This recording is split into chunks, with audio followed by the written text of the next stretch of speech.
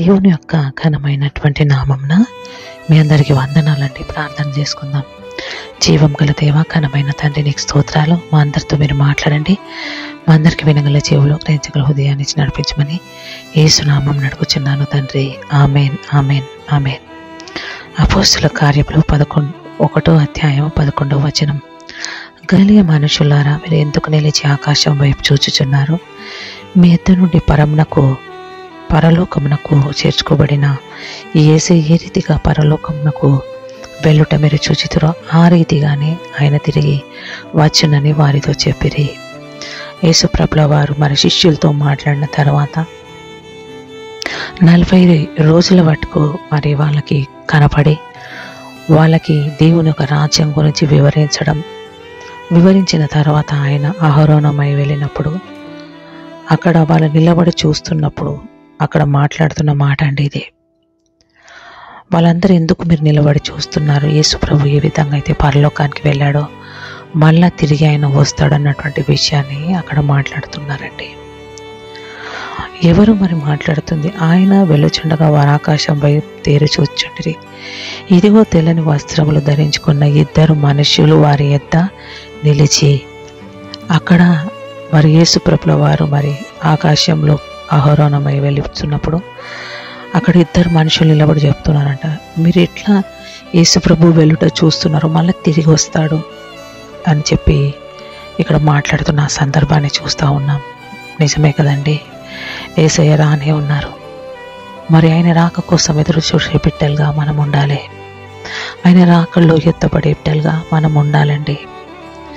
అందుకే ఆయన తిరిగి రానైనటువంటి విషయాన్ని కూడా ఇక్కడ వివరించి రాయబడి ఉందండి. చూడండి 12వ వచనం. అప్పుడు వారు ఒలీవల వనమనబడిన కొండ నుండి యెరూషలేమునకు తిరిగి వెళ్ళిరి.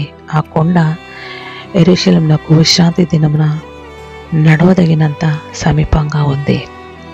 వీళ్ళు అక్కడి నుంచి వాళ్ళు ఒలీవల వనబడిన కొండ నుండి యెరూషలేమునకు తిరిగి వెళ్ళిరంట.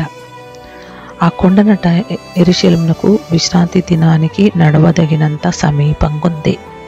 వీళ్ళు అక్కడికి వెళ్ళారంటండి. వారు పట్టణంలో ప్రవేశించి తాము బస చేయుచుండిన మేడగదిలోకి ఎక్కిపోయిరి. మేడగదిలో వాళ్ళు ఏ పట్టణం మరి ఇక్కడ చూస్తే వాళ్ళు పట్టణంలోకి వెళ్ళారంట. యెరూషలేమునకు తిరిగి వెళ్ళిరంట. వెళ్ళి వారు పట్టణంలో ప్రవేశించి వారు బస చేయుచుండిన మేడగదిలోకి ఎక్కిపోయిరే.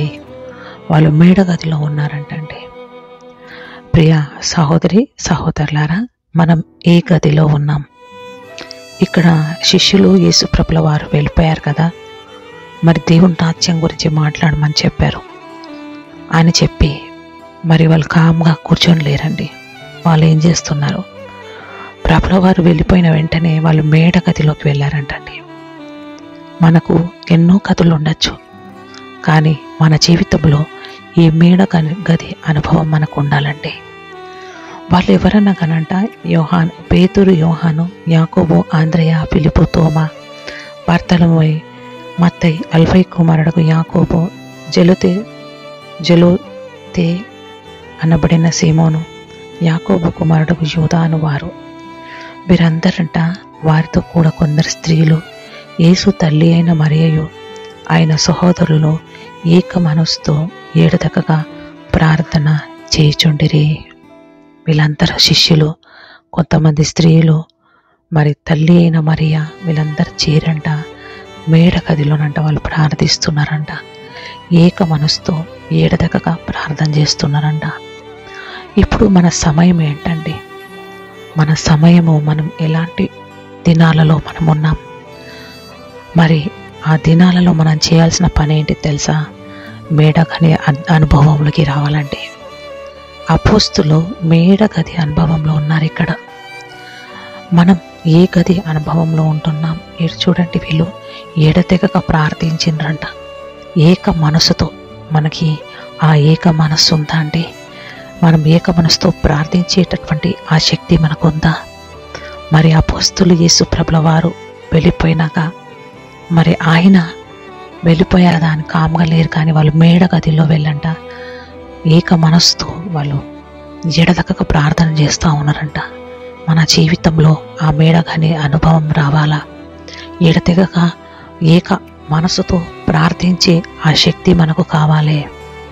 అందరు కూడా వింటున్న సహోదరి సహోదరులారా, దేవుడు మీతోనే మాట్లాడుతున్నాడు. మీరు ఆ మేడగది అనుభవం లేకపోతే ఎన్నో భయంకరమైన పరిస్థితులు మనం ఎదుర్కోపోతున్నాం. కాబట్టి ఆ మేడగది అనుభవంలోకి మనం ప్రవేశించాలా, ప్రార్థించాలా, ఏక మనసుతో, ఏకాత్మతో, ఏక శక్తితో మనం ప్రార్థించాలా, ఎడతెగక ప్రార్థించాలా, ఎడతెగక దేవుని యొక్క పాదాలను తడపాలా.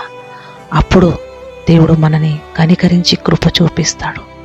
అందుకే మరి యోనా వెళ్ళి చెప్పగానే వాళ్ళు ఏం చేస్తున్నారు? పశ్చాత్తాపమైన హృదయంతో ప్రార్థిస్తున్నప్పుడు అక్కడ జరగవలసినటువంటి అక్కడ మరి వాళ్ళందరూ కూడా నిర్మూలమైపోయే స్థితిలో కూడా కనికరపడి దేవుడు వాళ్ళని రక్షించాడు. మనం రక్షింపబడాలంటే, మనం కనికరింపబడాలంటే మేడగది అనుభవంలోకి రావాలా, ఎడతెగక ప్రార్థించాలా, ఎడతెగక మరి ఏక మనసుతో ప్రార్థించేటటువంటి ఆ కృపను మనం పొందుకోవాలని దేవుడి మాటలు దీవించునుగాక.